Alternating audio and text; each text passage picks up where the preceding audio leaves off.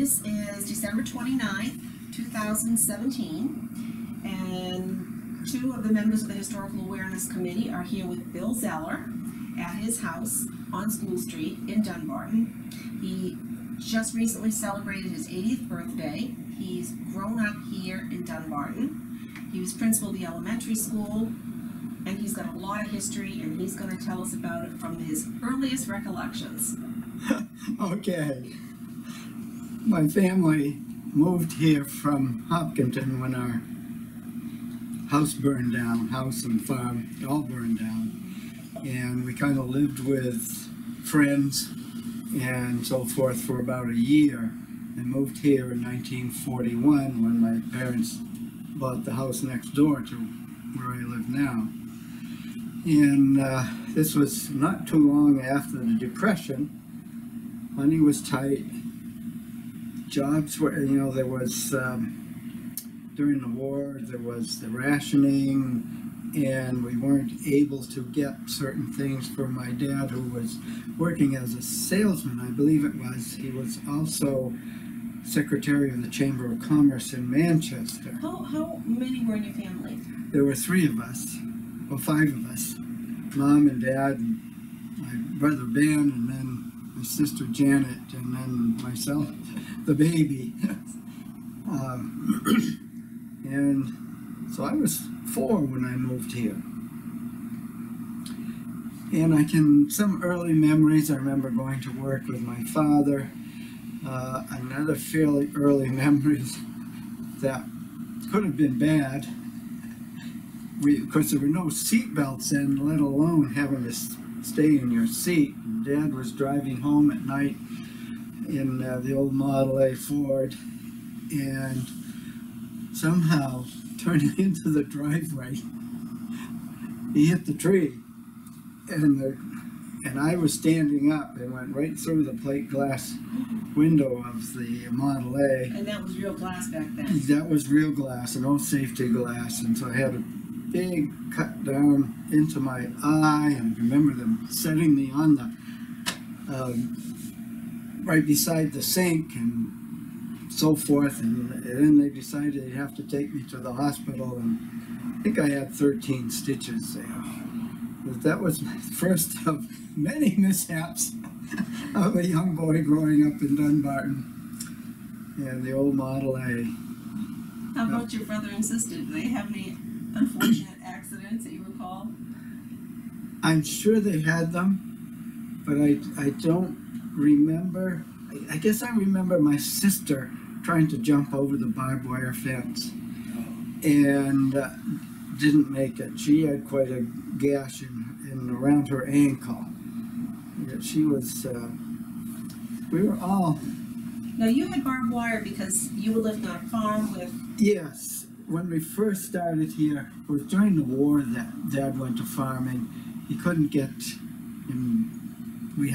was a farm that we purchased. There were 35 acres at that time, and when he couldn't get tires or this or that or gasoline during the rationing of the Second World War, he said to heck with it, and we started what you might call a marginal farm.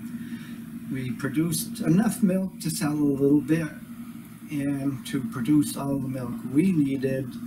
We grew acres of gardens. Some early memories are hoeing the potatoes, pulling weeds, chasing the porcupines out of the corn. We'd go down at night with baseball bats and chase the porcupines out of the corn. But we grew most of our own food. Did you have enough to sell, or? No. Dad was a great one to give away to friends. We didn't raise it to sell. We did sell the milk. And we had a path worn from our house to the general store, which is the curio shop now, because you could buy everything there. But we usually butchered a cow or a pig or something every season. We raised pigs and chickens as well as the cows. Did you butcher your own cows and pigs, or? We did. That's my memory. Okay, I can remember cows or pigs hoisted up in the barn and scraping the hair off of the pigs, and I don't remember skinning the cow. I expect we had somebody butcher it, but I do remember the cow that we kind of tired of. I believe it was Rosie. Rosie was a shorthorn. She was hard to milk. Of course, we milked, everything was by hand. At one point, Dad bought a milking machine and had it installed and used it for about 2 weeks. And I can remember Ben, my older brother, he had to do the milking then. And Dad said, no, the cows aren't producing enough. With that milking machine, he shut it off, and it was milked by hand ever after that. How many cows did you have? We had about a dozen. We probably milked about 8. We had calves, and I have a memory of horses. Dad, when we first started, and I was too young to work in the garden at this time, but Dad plowed and harrowed and everything with our old horse Chubby, a workhorse, and I can remember the harnesses and everything in the barn, and Dad doing that, and probably Ben did too, because he was 4 years older than I, so he would have been 8 when we moved here, and at 10 or 12 he was probably doing a lot of work. How big was the barn and what happened to it? Sad. The barn was a good sized barn. Gosh, I can't tell. This barn that we have here at this house was probably a quarter the size of that barn. And it was a good sized barn. And where was I going with this? What happened to it? Oh, it was always there, and when Mother and Dad died, I already had my house, my sister had her house, Ben lived in New Mexico, and so he couldn't keep the house, so we had to sell it. It's hard to imagine now when houses sell for the hundreds of thousands. We had to sell the house for $35,000. And well, there wasn't central heat. It had a wood stove and an oil stove. And the water came from the town hall, and the selectmen had voted that there were probably at one point about a dozen people on the town hall well, and they voted that as houses sold or people left, they would immediately be taken off of that well. So it would have meant, putting in, most people at that time wanted central heat and wanted a well, have water. So that would have been a fairly big expense, and it really limited the interest in the house. So $35,000 was all it sold for. But the barn stayed there, and at one point Van Dittmer owned the house, and he took the shed down. It was about a 50-foot shed between the house and the barn. Is that where the original privy was? That's where our 3-holer was. I spent many cold days. We had a 3-holer out in the barn. With a Sears and Roebuck catalog? Yeah. Until I think I was 13, and which would have meant my sister was 15 and Ben 17. Yeah, we had a 3-holer. It wasn't bad in the summer, but boy, in the wintertime, the wind would come whipping up through there, come in under the barn and just whip up through that hole. Oh, and then the spiders and flies in the summer. But that, we didn't know any different. Most of my friends also had an outhouse. Yeah, there might have been somebody with a flush toilet, I don't remember. Yeah, so it was common, what you're used to, it doesn't bother. We had one of my grandfather's came too. And then the last people that sold the house couldn't sell it because the barn, the foundation wasn't good.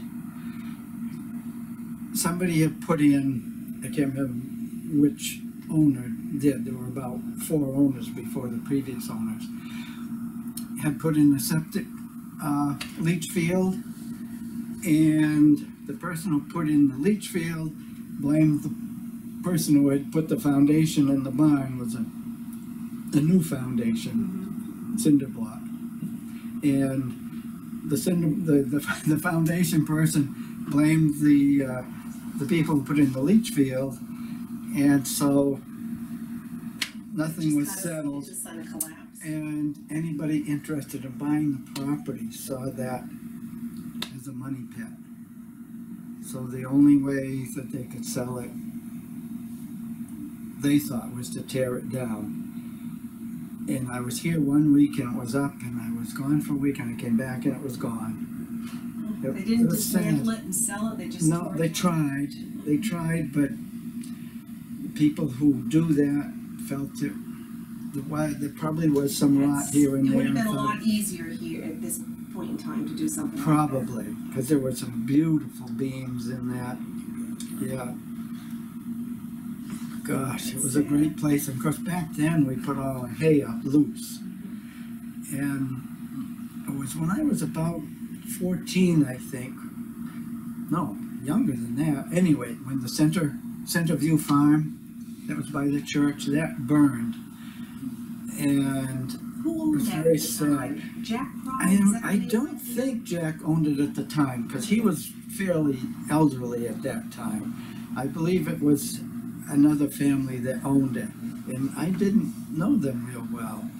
But anyway, it burned, really burned, everything burned, and Dad and Mother ended up buying the 65 acres down there, so that it gave us, 100 acres where we could do more farming. Now that land would have gone down and back around. It follows, if you go down Everett Road, it followed the right-hand side of Everett Road. And Everett Road does turn. Okay. Yeah, but it was all the way down through there.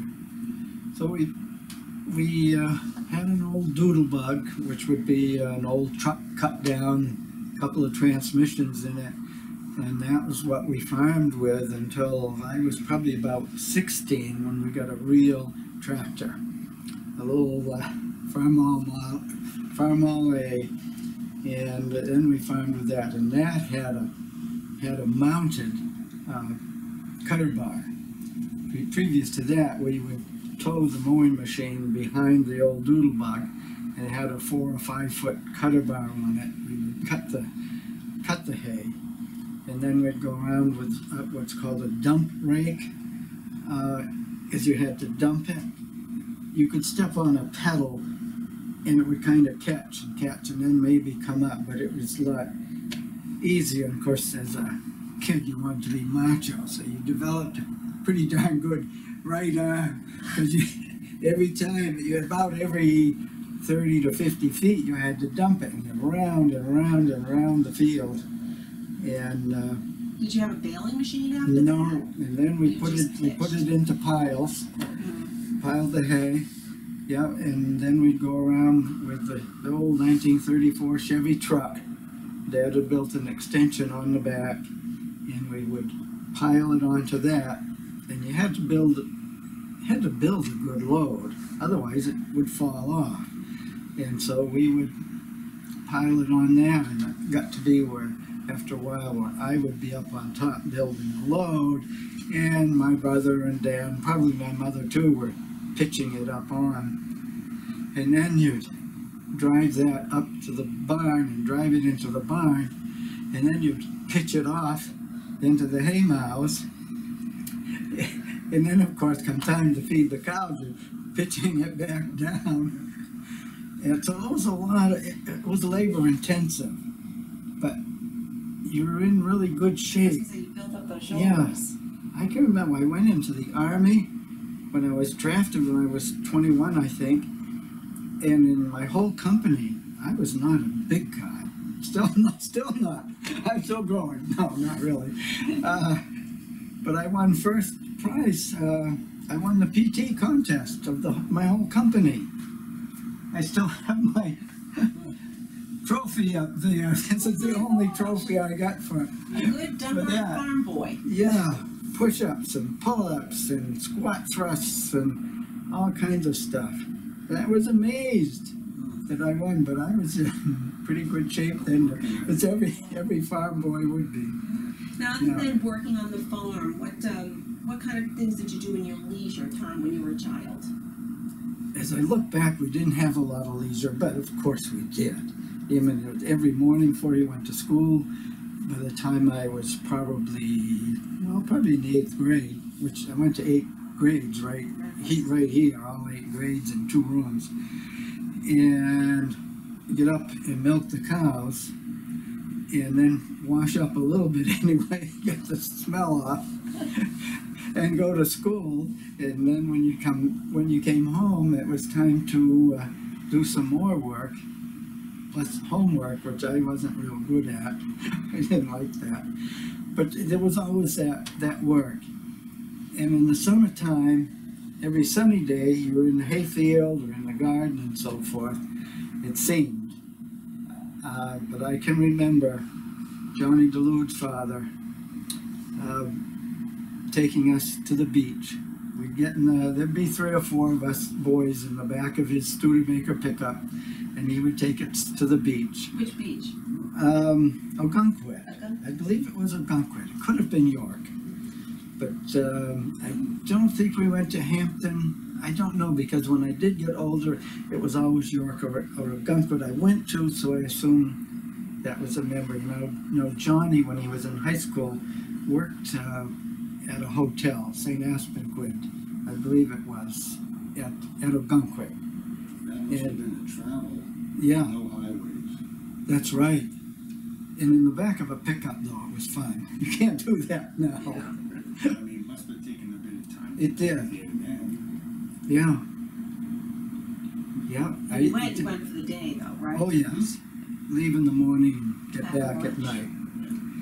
And then just visiting with friends. I had an old bicycle, and we had the swimming hole down here. Tell us about that swimming hole. That swimming hole, the Tuckers, Leon and Eva Tucker, and their son Bob, and they had a daughter, Laura, and Bob named his daughter after her, I believe, also Laura. Anyway, they put in that little swimming hole, and we just had gobs of fun down there. Now this was there were 2 swimming holes down there, from what I understand. One was really an ice pond that the generation before, Alice Hadley's children, Eva Tucker, Leon Tucker, they used. But I think you're talking about one, you and I went there once. Yes, it'd be on the left as you go down Everett Road. The town actually poured concrete to dam it up.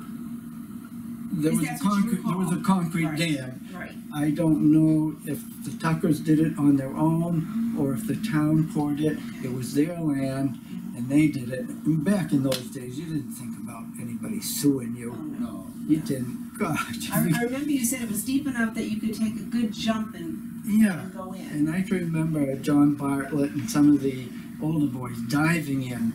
There was rose fairly steeply on one side, and John would get up on that hump. And the Bartlett boys were rugged, and he would dive in there. And but we did swim, and it was nice to be able to have something that close to go jump into. And it was fresh water because it was a stream that went down and then went out the other side. The remains are still down there. You and I walked down there, and you can still see the remains. And on the other side of Everett Road was also an old dam. When I built a house here in Dunbarton, I built down there first, and we enlarged that pond and put in a earthen dam, and it made the pond a lot bigger. Yeah, you shared some pictures where you would test drive the canoes and the kayaks. Yes. And people would fall in, and you would think that was fun. Yes. And I guess before that, slightly up the hill, it was a marshy area, but it was rather deep when Eva Tucker was probably a young girl and into her maybe early 20s. I have a picture of she and Leon and a bunch of children swimming in there. It says swimming in the ice pond. But I guess what happened I'm not sure if that was a separate pond or was it a pond down there that where I this one looked later. pretty sizable, and it didn't look all that deep because Leon was sitting in like a rock. Yeah. I'll share that with you. Yours was pretty sizable. Well, it was after we about Okay. at least tripled the size of it. But as a little kid, I would get some tin and boards, and I'd go down there and try to build a boat that I could. I don't know what I had for a paddle. There's something that I could row or paddle across the pond, which was probably the size of this living room across it, before it sank. You know, didn't have anything to make it really. Did you skate on it in the winter? We must have. I'm sure we did. Yeah, I'm sure we did. But my memory of some things isn't very good. Well, Arlene Lund was telling us that when she went to the center school, which probably would have been A couple of years before I did. you did, that during lunch, the teacher would take all the students down behind the country store to the first ice pond, and they would skate for their lunch hour, and then they would come back up. Yeah. And I still am not sure there was another ice pond. yeah, I'm thinking it might have been, the but same thing, but yeah, because that is just a swamp. There's no hole there at all. And matter of fact, that became the summer pasture for our cows, and it was kind of swampy. But yeah, whatever. yeah. There was a concrete watering trough there and something else. Tell me about the bicycles, 'cause you said that there was a man in town or kid in town that had a bicycle you were all envious of. Oh, we called him Dummy. You know, it was sad, but he couldn't hear us. He was deaf and dumb. We didn't know better. He was introduced to us as Dummy. And we just loved to have him come into town. He was from the Blackmans, I believe, and he would ride his bicycle up into town. And the kids would all gather around him because he had such a nice bicycle. My bicycle didn't have any fenders, and in those days, a good bike had fenders. And mine was probably, I don't know, it was really old, the tires bald. And Dummy had a really nice bike. And we all liked him. We really liked him. It just was his name. Yeah. Yeah. We heard tell, and I think I've asked you. And he was smart. Mhm. He was smart, though he probably never had any education. Special education. He could figure stuff out. Yeah.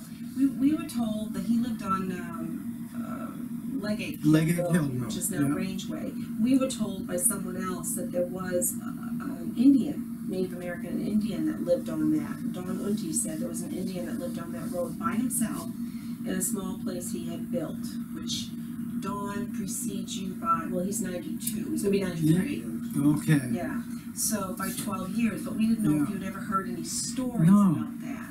I remember you mentioning, or somebody mentioning that, but I didn't know anything about it, about him. Yeah, but we would ride bikes, you know, my son, you kind of had your own group of friends, and in that time, in the 40s and early 50s, there was about a dozen kids in town. There was 3 of us, there were 3 Duluths, same age as my brother and sister and I. There were 3 Eau Claires, and then they had a 4th one later on, but she was quite a bit younger than us. So that's 3, 6, 9, and there were 3 Montgomerys, very similar ages. So that's 12 And right here. everybody went to the center school. Everybody went to the center school, but you know we were always doing things together. And Then there were the Bartletts up the road, and they had now where at did the least Bartletts 4 live? kids. Where the Kerbers live now? Oh, okay, so that was also the center school. Yes. Because yes. we heard stories that the students for the center school would come from as far as, well, what is now Burnham Lane. Wherever Fred Mills lived, he went there. Okay, Fred so and that John was Mills about the went end of there. it, and so did the Winter Boys that lived on, Yeah. on Burnham. And Yeah. the Sweeneys that lived there. down Alexander Road, Mhm. they went there. I think the rule then is if you lived within 2 miles, you could walk. Mhm. And Well, that's what was People like in walked to New Hampshire school. in the 60s, Yeah. you lived in 2 miles, you had to walk. yeah, So Fred Mills says, and you kind of intimate the same thing, and Don Unty has definitely stated the same thing, that, you know, with the different school districts in town, everybody kind of had these little communities that revolved around the school areas. And, you know, for that reason, if I ask Fred Mills a question about the south end of town, he'll say, I just don't know, we didn't go there. Right. I didn't know any of the Burnhams. I knew Rodney Doucette. Now, Rodney went to the South School. I don't know if before he finished there, he came to the center school or not, but I remember him as a good friend as you know, growing up. So. But this was almost like they were little villages within Dunbarton. Yes. And the people kind of hung together. The schools didn't get together ever, except for graduation and maybe a Christmas pageant. Christmas pageant, and I just so remember the kids from Montalona, the triplets, Morissettes, and their older sister Pauline. They would always come, and they had, well, they were real cute. And it was Three just, times the cute. it was, yeah, it was a thrill to meet some other people. And, you know, and Pauline, I remember especially, had a gorgeous voice. I assume the triplets sang too, and that would have been just cute as a button, I know. And Rodney, I have the memory of Rodney singing a solo at some of these things. Did you ever go across the hills to Ireland, Galway Bay? I think I don't know, but, and I've never asked him. He must, I remember him having such a good voice and singing a solo at one of our performances. Maybe at two of them. Yes, yeah. But that was always a big deal. Of course, then the town hall was the big thing with the stage there and the stage and getting up on stage and being up there and performing or watching performances there. It was a real thrill. We do have a lot of school questions, but we'll probably keep that for another interview. Okay. I keep floating back and forth, but I understand from a lot of people the same name keeps popping up as one of the best cooks in town was Annie Delude. Annie Delude. That lived over here. And while I was in school over here, so it was before I graduated from the 8th grade, Annie Delude did hot lunch. And I also mentioned one year Donald Montgomery, Mr. Montgomery, cooked hot lunch. He was also a good cook. But Annie was great. She was, you know, she was at any of the town functions. She would be there working and making the food or putting it together for. And that's when there was a kitchen over on the first floor. There was of a the kitchen, library. yes. There was a kitchen there, and the lower part of the hall was for suppers and things like that. One corner of it, a little corner over where the men's coffee is now, in that corner was the library. But there was big open space, and the whole school would be there to eat hot lunch. So you ate up on the first floor? Yes, yeah. We ate on the first floor, and as you said, there was a nice kitchen there. By standards in those days, it was a nice kitchen. Yeah. You know, Well, I understand that was around the time the government said they wanted schools to start serving hot lunches, and that she was one of the first bidders. I don't know, I haven't tracked that down. Oh, okay. So they kind of put that out to bid, and that's how they arranged it, so you would all trek over Yeah, and have. and even though I lived in the same place, I would eat hot lunch. It was good. How much did you pay for your milk? Did you get those little things of milk? I think my only memory of hot lunch was 25 cents for hot lunch. Okay. But that may have been when I was in high school. I don't know. Probably. Don Unty said that at the South School, when the milk, it used to be 2 cents for your milk.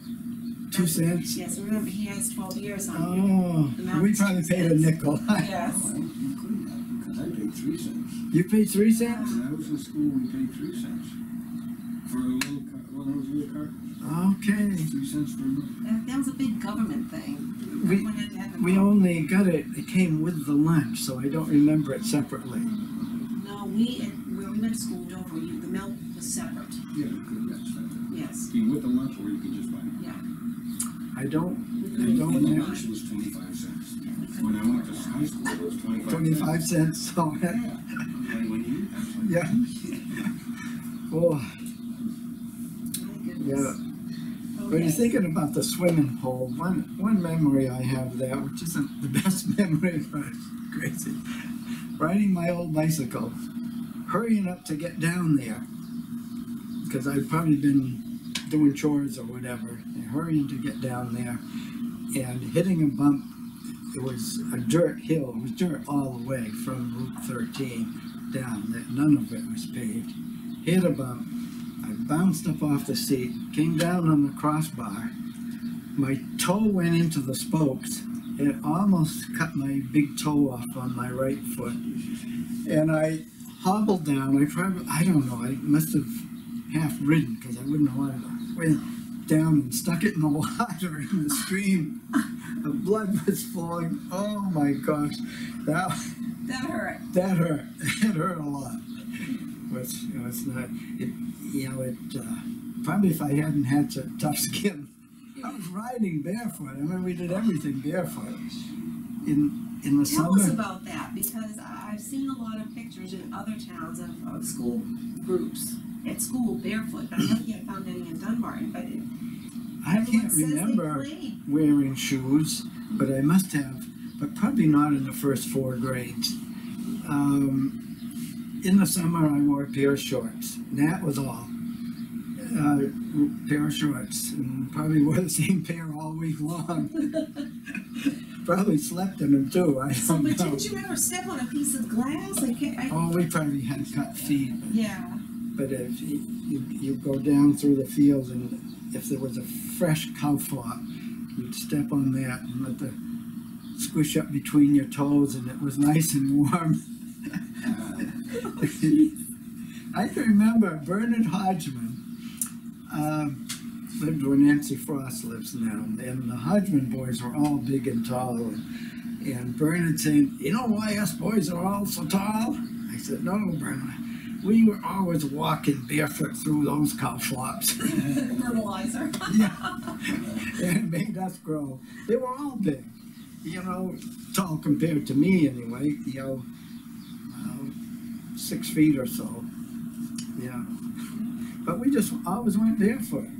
Now tell me about some other things that went on in this particular neighborhood. I think you mentioned something about turkeys. Oh, Bob Baker, who lived next door, just a house over where the Hodgmans live now. He raised turkeys, and every Thanksgiving and Christmas he would hire some ladies to come and, I don't think you'd call it butchering, harvesting the turkeys. Anyway, there was like a rail, a single rail with hangers on it, and there was a crook like to put the turkey's legs in, and then they would come around upside down, and they'd put a heavy weight through their bill or something. This is a little bit gross, but it was exciting to me. They would hold it down, and then the ladies would slit their throats and pluck the feathers off. It was quite an assembly line. I assume each lady, and there were always ladies, not men, would move with the turkey. So they'd say there might be 3 or 4 women working, 3 or 4 turkeys hanging all the time, and by the time they got to the end, the feathers were off and whatever. I just remember And they disemboweled them and cleaned them and sold them. Yeah. Wow. And, How many turkeys did he raise? he raised a lot.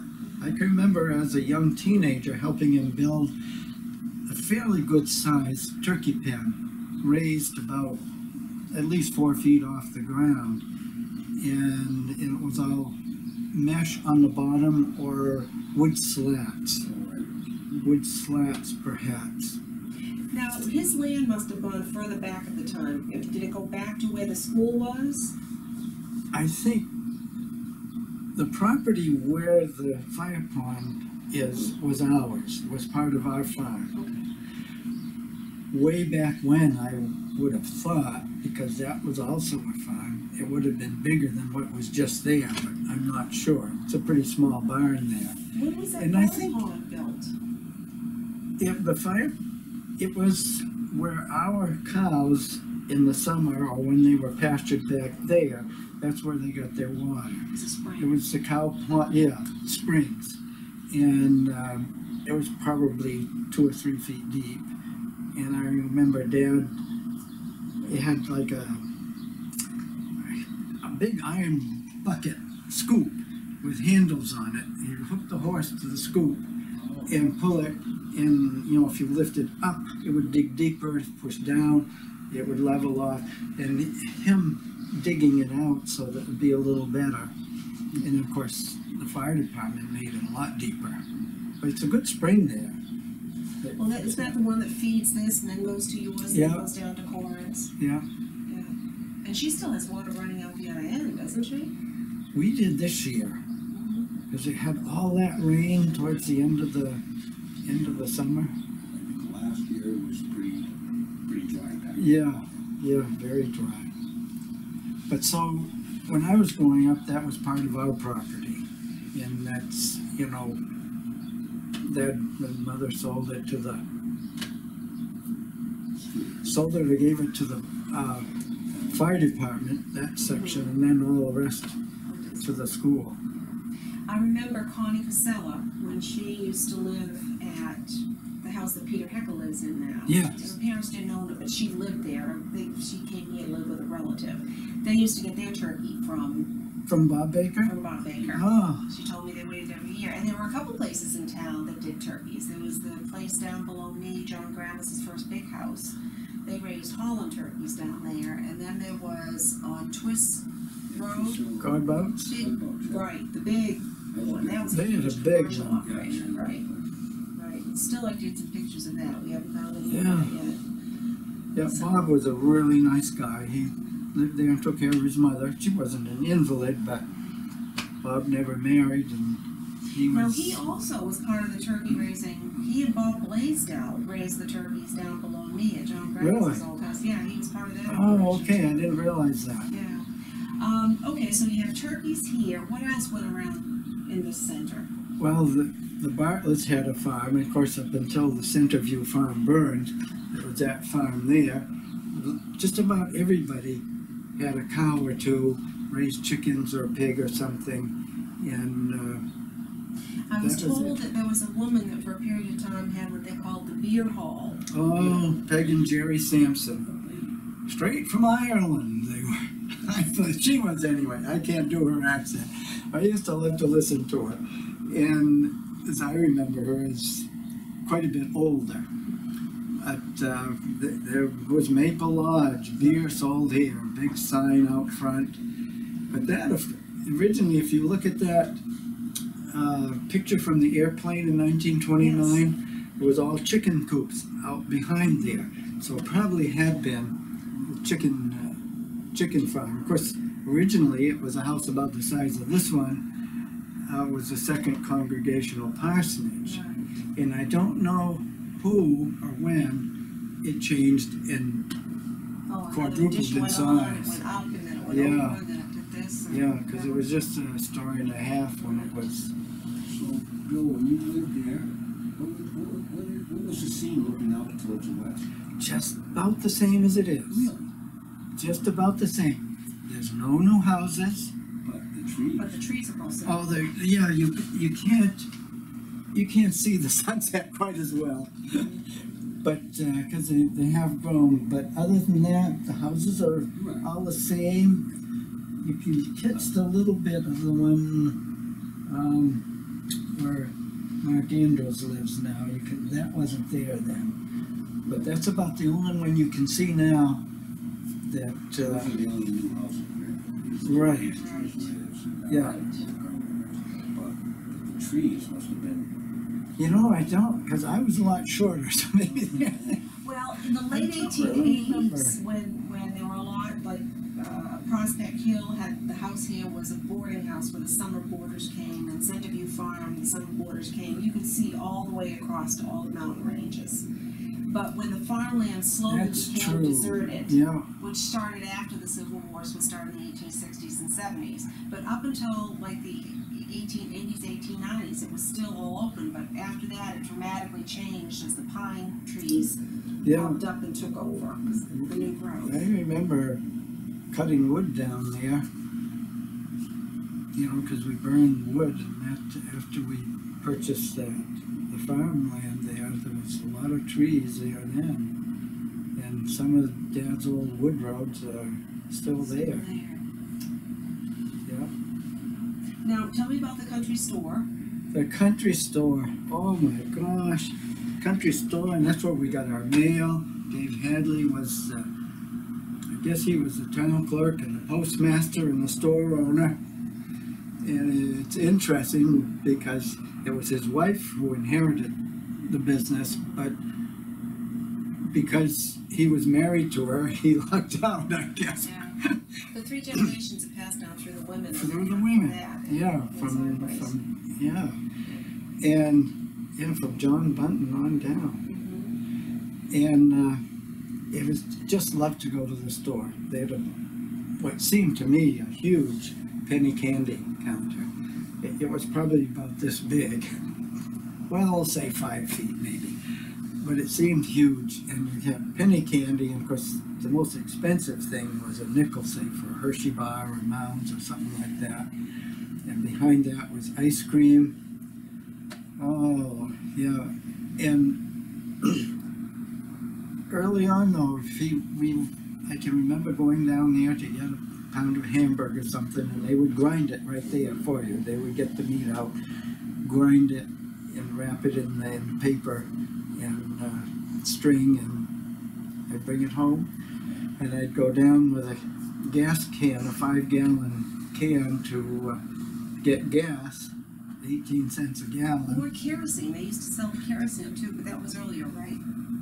They probably sold it then too. I only remember the 3 gas pumps. Okay. But I know we burned kerosene when Dad got a kerosene stove. But that was delivered to a barrel we had, and then we would just carry it in.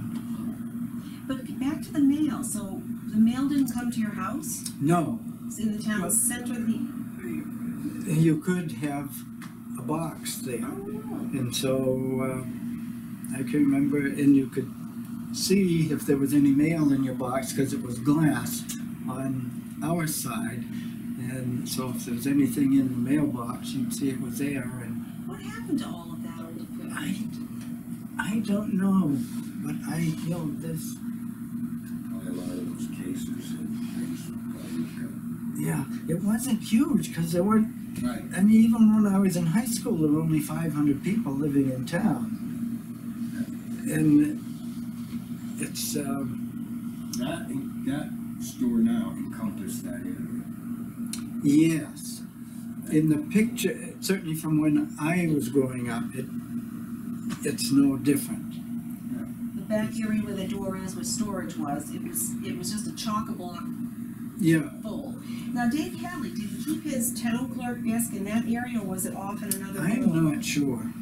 Okay. I know when I was 16, anyway, because I can remember registering my car, Don Montgomery, Monty everybody called him, was the town clerk. And his office was right in his house. So I assume Dave's was at the store. Well, it was. We have a picture of him. I just don't know where. We have a picture of him sitting at his desk, and we have another of him sorting mail. Okay, we're sorting mails off to the left. Okay. If you were to go in Curios now, probably way to the back. Maybe even where we store stuff there. Okay. Then the store part kind of bent to the left. Everything on the right down there now is the same, but to the left there was an area back there. It seemed as though it even went uphill a little bit. And then at the end of that was the post office. And then if you look at the place now where that big window is to the left, there was a barber shop in there at one time. I saw the barber pole. And The sun's in your face. Do you want to move? oh, just name for it. Okay. Yeah, that it's just a lot of memories down there, and I remember having a penny to buy candy and That was a big thing. or 5 cents and get 5 big pieces of bubble gum and put them all in your mouth. I gotta say, the prices you're telling me don't sound much different than when I grew up, because there's 5 cents a chocolate bar. Or Really? You could get 6 for a quarter. I think that's right. Yeah. The same. Yeah, same here too. See what we do? And the one thing I liked is that you could get the root beer barrels. You could get 2 for a penny. They Oh, weren't my favorite candy, but you could get 2 for a penny. I loved them, and they were big then. Yeah. Zuko was like that too. And their granular sugar on the Right. outside of them. Yeah. Yeah, I liked those root beer barrels. Yeah. And now they're half that size. And Choices. oh, Okay, since there, I just wanna bring something. Do we wanna? yes, no, I think that an hour is just about everybody's attention span. Yeah. So I Gosh, think we're gonna yes. close up, but if you have one last statement you'd like to make about growing up in the town center in this little town, that'd be Yeah. great, if not. other than the fact that it was a wonderful place to grow up and to have friends all around to play with, even though we worked a lot of the time, most of them worked too. And it was just a great place, especially when I look back at it. What a wonderful memory, it's a place to grow up. Something to say about having all that work though was, you guys probably weren't introduced to boredom very often. No, I don't ever remember being bored, You know? other than maybe in class in high school. It's a common refrain from the young generation today. Yeah. I'm bored. Yes, and we had a radio to listen to, Mm-hmm. Yeah. and that was it. Okay. We'll talk to you another time, Bill. Okay.